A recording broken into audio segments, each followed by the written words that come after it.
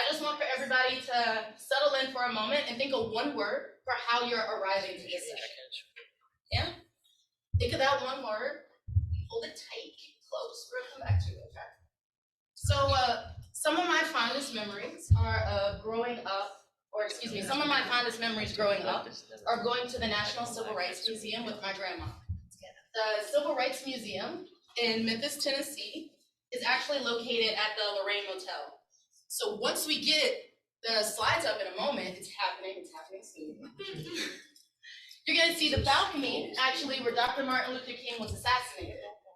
So I wanna be really, really clear that this was not a kind of like lighthearted Saturday activity you do with the kids. But my grandma was a Black woman. She was born in the 1920s in Little Rock, Arkansas.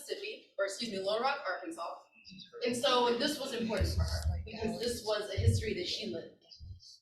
I can say confidently in hindsight that I did not catch any of that growing up. All that I knew and all that I really got from that was that it was hard being Black when my grandma was a little girl, and that I was glad that I wasn't gonna have to deal with that type of thing. So fast forward 10 years later, and I am a sophomore at Elon University. Yeah, I'm going to an event, a cultural event down at the Corey Center. This event was on the Ground Zero Mosque, if anyone remembers that, also known as Park 51, I believe. And if you don't remember, that was about a group of landowners / mosque several blocks away from Ground Zero. And this sparked a huge national conversation about the role and the place of Islam in American society. I'm a Middle Eastern Studies major. I'm like, Arabic is my second language. You can't do French, can't do Spanish. It's the R's for me. I never really settled in. So this was something I was really interested in. I'm a sophomore, I'm young, I'm green, I'm sitting here. And as the conversation was going on, I don't remember what was said. The only thing that I really remember was my roommate's reaction to it. So she's a young Black Muslim woman from East Atlanta, and she is one of the most confident and friendliest people you will ever meet in your life. But in this moment, she was folding in on herself and she was getting smaller. And that struck me because it was the first time I'd ever seen her do that.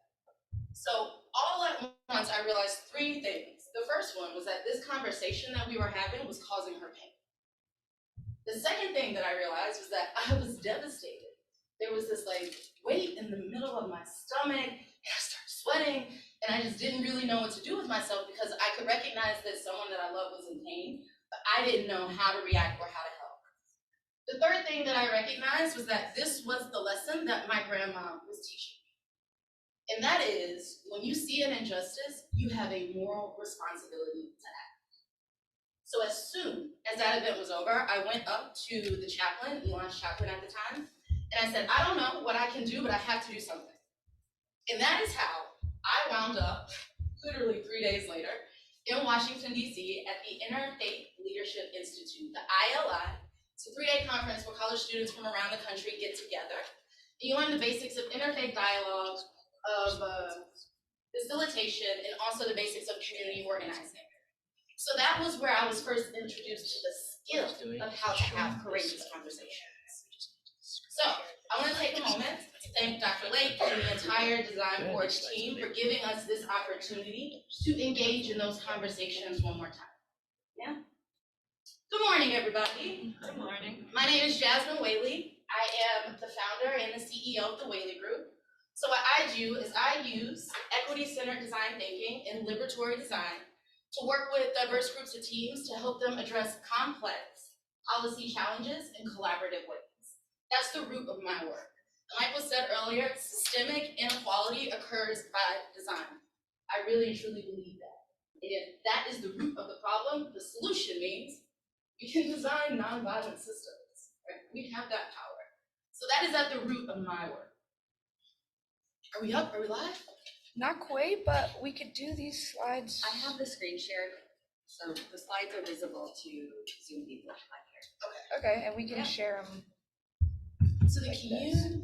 I just made it full screen, but you want to scroll through.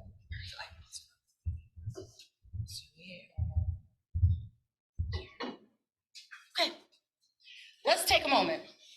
Earlier in the beginning, I asked you to think of one word and hold it close to your heart. Now, if you're in the Zoom room, I want for you to drop 2 feeling words into the chat. If you're in the room, I'm just gonna have you yell it. It could be messy, it could be loud. I'm loud, so I'm okay with that. Yeah? I don't know if y'all know this, but I was a cheerleader here at Elon. Also a university guy. So that's where I'm okay if you're loud. You won't scare me, all right? So in a moment, what I'm gonna ask you to do is yell out 2 feeling words about how you feel after I've shared my story of self with you, okay? I'm gonna count to 3. 1, 2, 3. Hopeful. Inspired. I feel like I only got 1 from everybody. Y'all tried to shoot me. Okay, we're gonna do it again. 1, 2, 3. Give me a second. Curious. Inspired. Beautiful. I love that. So just settle into that moment, because that's the energy that I need for you to take into this session with us. Can we get some words from our folks who are online? Heartened, affirmed. Affirmed, ooh, that's juicy.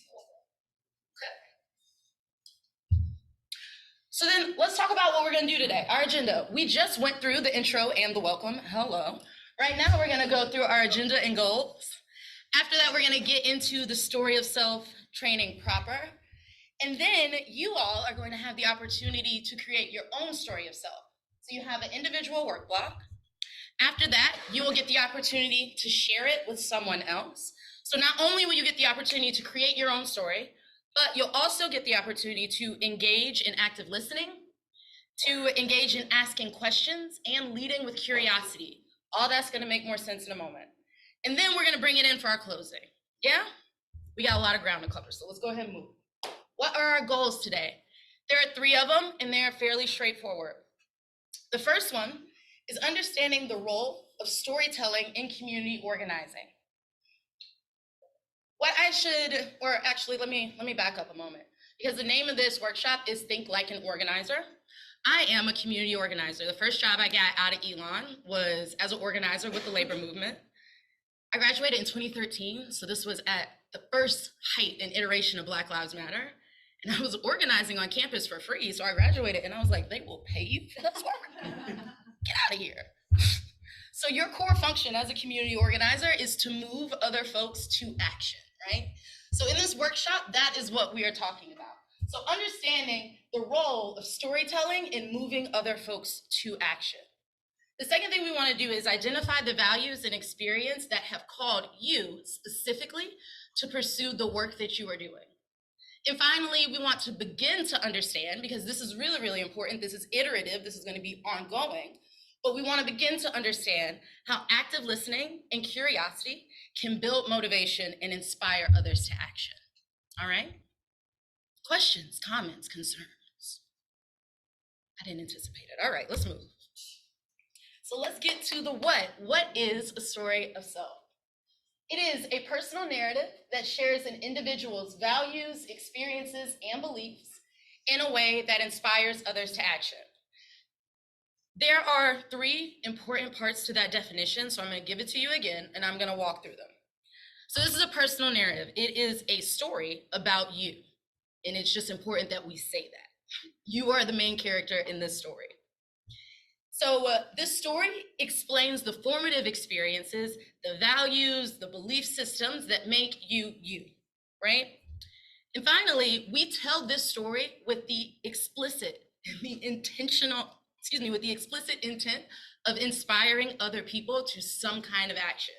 It could be anything from let's go to Washington, D.C. and go to a march to can you sign this signature collection petition, right?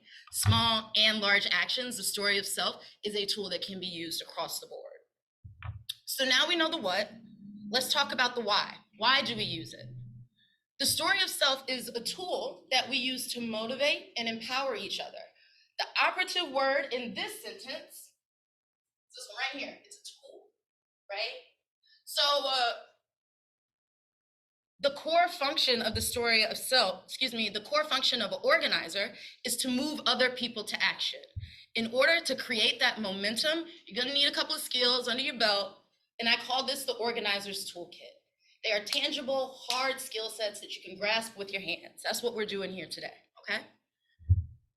So And I actually want to take a moment to just unpack this. It may seem like a simple and straightforward question, but I'm gonna ask it anyway. Why would you, as someone who is concerned with justice, as an organizer, why would you need to motivate and inspire someone? If you're on Zoom, drop it into the chat. In the room, just you don't have to raise your hand, you just yell it at me. Why would you need to inspire someone? For what purpose could that serve? You need a team. You need a team. Yeah, can't do it alone. People feel hopeless. Say that again. I said sometimes people feel hopeless. Say it one more time. People feel hopeless. Exactly. People feel hopeless. Who has seen the headlines lately? Pick a headline. Any headline. If I walk into this room and I say Nashville, immediately you can feel the energy turn. We are humans. We are engaged in a human struggle. There are times when you just need to go home and take a nap, and that's fine. But after your nap, as those of us concerned with justice, as those of us who are pushing momentum forward, we have to have the skill sets to find people, to meet them where they're at, and to help to bring them along with us, right? We're going to need a team. So this is part of the way that we build that team, and we help to, we call it, like, it's a form of inertia, right? We help get people unstuck. Why stories? Stories are deeply relational, and they can be used to build trust and relationships. This is not an organizing thing, this is a human thing. When an organizer shares a personal story, it can create a sense of authenticity and vulnerability. And those are things that you need, you must have in order to build community. This is especially true when you are working across lines of difference, or when you're having a conversation with someone who you know disagrees with you. More often than not, it's easier to share a point through a story than it is through a policy platform, right? Because that conversation about Nashville can go a couple of ways. You can storm in with your policy platform, or I would also wager every single one of us has a story about gun control or the lack thereof, or how it has affected you. Even if you have no personal experience with it, the society that we live in, you have some personal experience, right? So that's just something that we all need to approach. Here's a way to kind of grease the wheels a little bit. In terms of function, the story that you are going to tell, it answers one question, and that is, who am I and why have I been called to this work?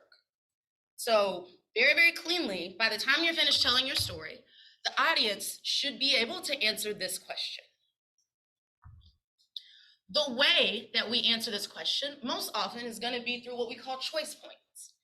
A choice point is a moment in our lives where values have been formed because of the need to choose in the face of great uncertainty. Practically speaking, if you think of your standard story structure, what you have is you have an introduction, rising action, you have your climax, your falling action, and then your conclusion or your resolution.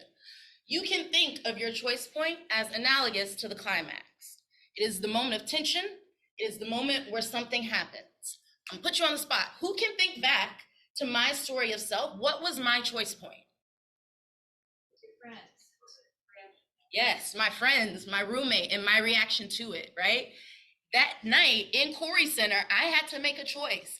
Am I going to be the person that my grandmother raised me to be or not? Simple as that. Every single one of us encounters these choice points. All of us have been called to make a difficult choice. So this is a moment where you get to dig into that, okay?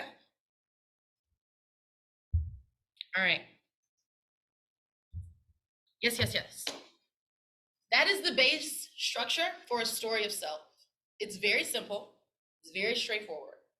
I don't want to belabor that point too much because I think the best way for you to get into this is actually going to be practice. So what we have right now is a 10-minute work block. I actually, if I can get someone to help me pass these out real quick. Oh, look, from the crowd.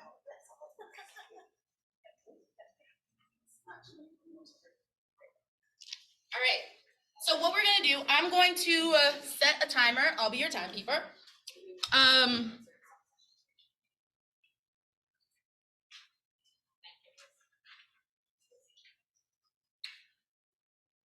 You are going to have 10 minutes to write a 2-minute story of self, okay? 2 minutes, just to give people an idea. If you're typing on a computer, I know you're not typing, so I'm sorry, but if you're at home and you're typing on your laptop, 2 minutes of spoken dialogue is half a page. So it's not that much, it's like 2 paragraphs, right? Okay. But you get 10 minutes. Online, they should be dropping a link for you right now to, it's in the Google Drive, to a workshop called to a worksheet, called the 5 questions exercise. Everyone in the room just got one. What I'm gonna do is I'm gonna set a timer, take some time, think, reflect, and then this is a free write exercise. Do not self-edit, don't do it. You're gonna wanna do it, but I'm gonna encourage you to not do it. Be better than me. I'm a perfectionist. I will self-edit every time. All right, so at the top you have questions to answer. You are going to choose one of those questions as your prompt. I've given you more than one prompt because the questions interact with people in different ways. Sometimes you're able to better access the story, depending on the prompt that you get. All of them should get you to the same place though. You are to choose one prompt. If you get stuck, those 5 questions, the who, what, when, where, and why, those are there to help unstick you. Is that making sense? Comments, questions, concerns?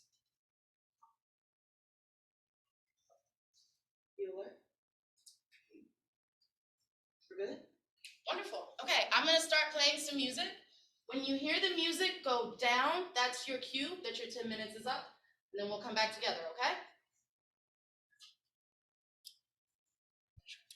All right.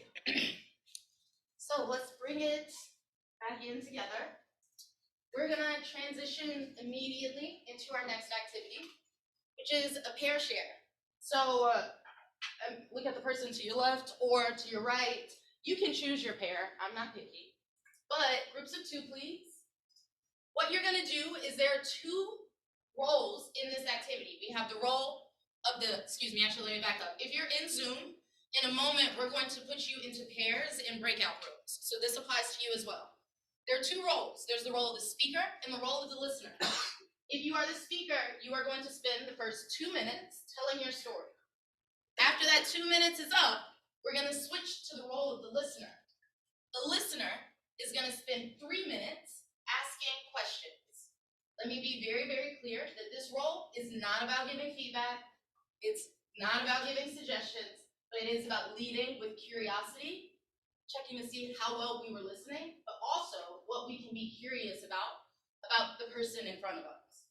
So maybe if you didn't catch their choice point, instead of saying, hey, I don't see a choice point in there, say, could you tell me what your choice point was? Why was that a moment of tension for you, right? So let's start there. Take a moment, settle in, everybody ready? Go ahead, if you're in the room, I'm gonna be your timekeeper. I'll make sure to give you your 2-minute, your 3-minute warnings, and then I'll also let you know when you need to switch. Can we go ahead and Zoom and sort people into their rooms? Go ahead and find your pair. The music is going to start, and I'll start our 10 minutes, okay?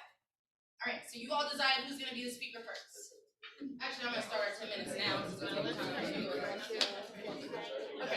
all right. I did do the thing, but my name is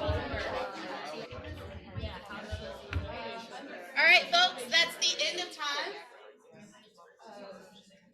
We're gonna switch roles now. So, if you are currently the listener, it's your turn to get curious and ask some questions. I'm gonna start 3 minutes, all right? All right, last one, let's go.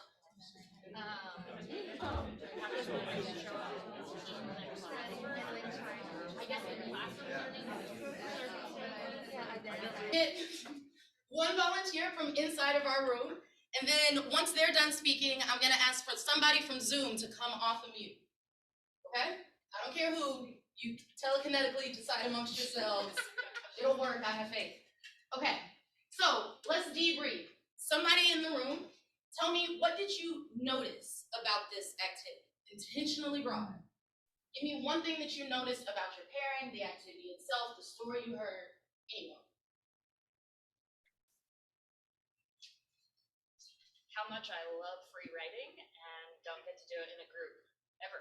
It's amazing. Oh, I love that. I don't actually think I've heard that one before. Okay. And then I did see you. You were almost about to speak. Go ahead. I was just gonna say, for me at least, we have a lot in common, which we didn't know in terms of our intellectual approach and journeys.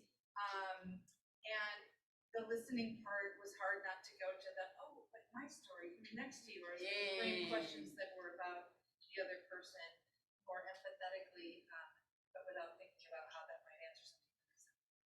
Love that. Thank you. So for my folks on Zoom, because I'm not actually sure if you heard, the first answer was, I love that I got the opportunity to free write in a group. I don't get to do that. It reminded me how much I like to free write. And the second one was, I was surprised by how much I had in common with my partner. And it was difficult in the role of the listener to not kind of jump on that and veer away from the topic. Lovely. What do we have from our folks on Zoom? Somebody come off mute for me. What did you notice? Well, we hear that. I asked that question. I just assumed.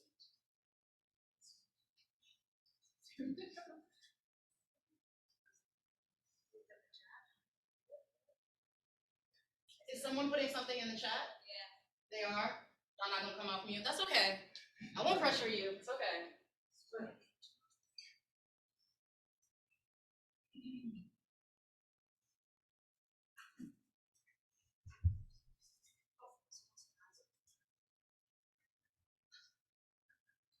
They will what?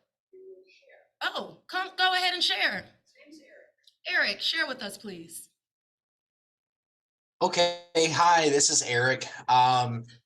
So I'm speaking from Wisconsin, where my family and I currently live, but I am a native of Tennessee. Nashville, Tennessee was where I lived for many years prior to moving up north. So thank you for all the love and support and prayers for all my family down there. So I have my 5-month-old daughter with me, so she's joining in this morning, so she might want to speak too, but I'm going to just read off what I wrote. Right on cue. Amanda, that's cool. You're from Nashville. So yeah, here it is. So my heart bleeds hope, even for those who do not realize they need it. I believe hope begins at the point of being given an opportunity to impact change. The role I see myself playing in change is communicating why hope is needed. For some or many, realizing their lack of hope thereof is sometimes not even recognized or realized. I believe it is my purpose to raise this up and evangelize on why hope and how hope can happen. I see myself as an evangelist of hope and healing through participatory budgeting in my community.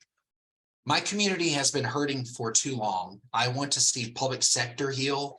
I want to see my community heal, and I want to see these entities heal together and collectively so more hope is experienced for more people.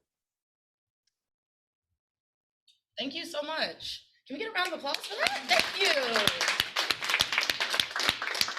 Thank you for taking a moment to be vulnerable with us. Thank you for being our Zoom superstar and coming off mute.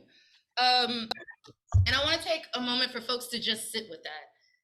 As you, once you get home and you start thinking through this exercise, the roles that we have situated, the speaker and the listener, these are two integrally fundamental roles in organizing, because we are a people-centric profession, and you are always in the role of the speaker or the listener. It's hyper important that we are self-aware and that we know that. And when you are not speaking, our role as the listener is to become curious. First thing I tell new organizers is, if you don't know what to say, ask a question, because that person is going to take that and they'll run with it. And if they don't run with that one, ask a different question. You'll find the right one. Because people love to talk about themselves. They love to talk about their families. They love to talk about the things that animate them, that make them mad, that make them sad. And this is where we live. Yeah? All right. Key takeaways. Oh, my formatting's off. Well, ignore that for me for a moment. The first key takeaway is that the story of self is a tool. Folks, it is a skill set, something tangible that you can grasp onto and hold. Something that organizers use specifically to motivate and to inspire others to action. Identifying your values can help to strengthen your connection, not only to your work, but also to your community. Let's understand when we talk about community organizing, the community is the work. So those are two separate words, but they are the same concept. We're talking about the same group of folks, okay? The third one is leading with curiosity. This encourages self-reflection and also it encourages mutual. Never unsure, ask a question. If you don't get anything else from this, that is what I want for you to take away. It's the quickest way that we get to know somebody else. It is the quickest way that we can turn the other into a friend, okay? And if not a friend, then maybe a comrade, you know, because all friends don't have to be comrades and all comrades aren't friends. So, closing question, yes. If you are in Zoom, go ahead and drop into the chat for me in one word, how are you leaving this space? Everyone in this room who participated is gonna get the opportunity. So we're actually gonna start over here and we'll just waterfall. Give me one word, how you're gonna leave this space or leave this session. More curious, curiouser. Curiouser. I got it into one. Love it, that's in Webster. Connection. Connection. Happy. I'm gonna say them all because I fear for the folks on Zoom, so it's gonna be an echo. Fulfilled. Lovely. Connected. Follow up. Follow up. Okay. Joy. Joy. Curious. Curious. Clear. It's over here. Invigorating. Invigorating. Ooh, yes. At the end, you're invigorated. I love that. Okay. Relaxed. Relaxed. That's a vibe. Inspired. Inspired. Lovely. Reflective. Reflective. Inquiry. Inquiry. Grateful. Grateful. Hopeful. Yes. Inspired. Curious. What? Curious. Curious. Weaving. Connected. Yes, you are. Excited. Excited. Yay! All right, and then can we get some from Zoom? How are folks leaving? We've got encouraged, hopeful, clarity, more strongly affirmed. Love that. I'm not going to read them all for you on Zoom because I assume that you can see them. So, and if you can't, you should drop into your chat box to see how other people are leaving the session. All right, folks, that is the end of my time.